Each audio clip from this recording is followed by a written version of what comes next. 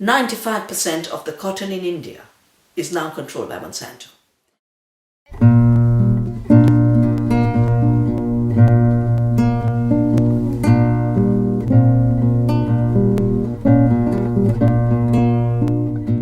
The dream of the genetic engineers is to engineer a superior seed.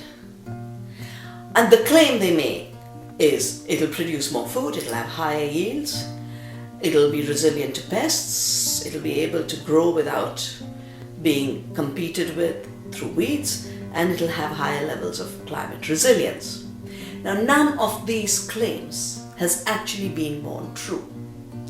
In the 20 years of commercialization, there has been what we call a failure to yield. Yield has not increased because yield is in the characteristics of the crop into which the genetically engineered traits are introduced. You can't engineer yield, it's too complex a trait. And that is why the claim is a false claim. How much a crop will bear, how resilient it will be to the climate, to drought, to floods, to temperature, are all multi-genetic traits. Many genes come into play. They have to be like an orchestra. It cannot be a lone player. And the only traits that can play alone in a single gene are toxic traits, like the trait for herbicide resistance, like the trait for pest resistance. Now, this is all we've actually had in 20 years of commercialization. Roundup Ready crops and Bt toxin crops. The first was supposed to control weeds, the second was supposed to control pests. The reality is that because a plant is not an isolated organism, it's constantly interacting with the environment.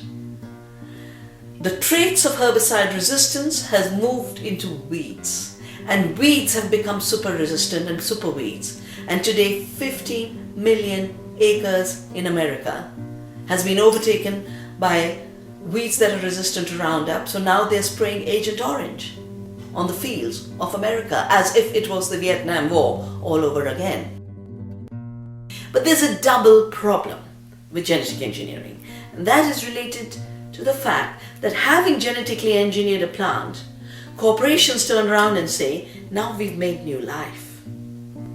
And we are therefore inventors and creators of life. Therefore, we are owners and should have patents on life. And as far as the seed is concerned, this leap in terms of property rights on life itself is the most serious threat to seeds of diversity, seeds of freedom that are in the hands of peasants. Once a company like Monsanto starts to see royalty collections from every seed, it pushes its genetically engineered crops to replace the native crops that farmers and peasants have grown over millennia. That is why you see herbicide-resistant corn, herbicide-resistant soya exploding in acreage. It's related totally to the royalty collection. That is why you see Bt cotton exploding in India. The seed costs jumped 8,000% when Monsanto brought in its GM seeds. In less than 10 years, 95% of the cotton seed supply is now in Monsanto's hands. 1,500 varieties of native cotton have disappeared forever. And we now have one lethal toxic cotton, which is why it's so important to have seed banks, to have farmers save their seeds, which is what we do in Vadanashiva.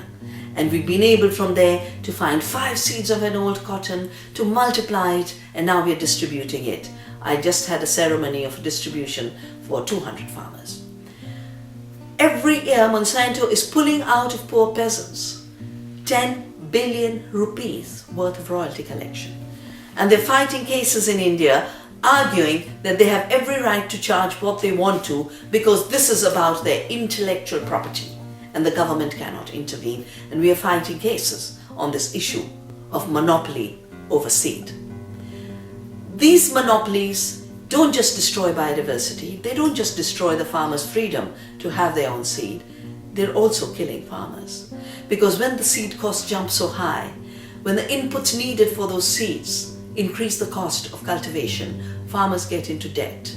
And the debt is so high, farmers know they can never repay it. They've mortgaged their land gets taken away, and 250,000 farmers have committed suicide in India since the seed supply started to get monopolized by corporations like Monsanto.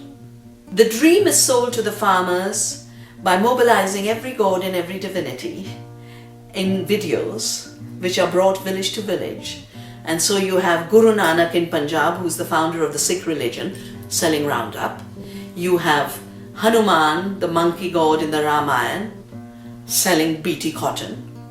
In every region you mobilize the most popular saint or divinity.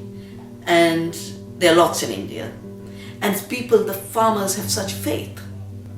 They've never heard a Hanuman tell a lie. So the false dream is sold through our mythologies, our sacred texts, and our faiths and beliefs. And the second way in which the dream is sold is by false claims and exaggerated claims. For example, Monsanto came into India claiming that its BT cotton would grow 1,500 kilograms of cotton per acre. And they would have farmers saying this. So we tracked some of the farmers in the advertisement. A particular farmer called Radhesham is saying, I got 2,000 kilograms on my field per acre.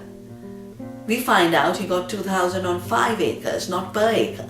So they just change the acreage and they tell a lie. They have a picture of a farmer in Tamil Nadu with a tractor behind him saying, BT cotton allowed me to buy this tractor.